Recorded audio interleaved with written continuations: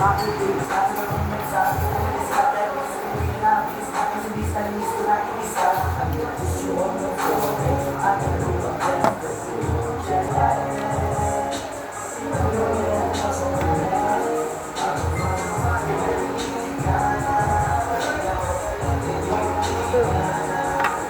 nga pala yung ginagamit ko, guys. Para dyan sa pagkakapogi natin.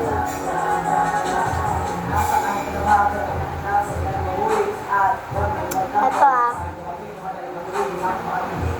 source of all. Ayun na. Tignan nyo. Yan. Next.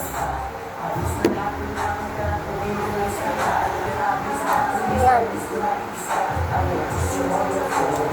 Okay. Go. Paparto ko na lang yung TikTok natin, ah.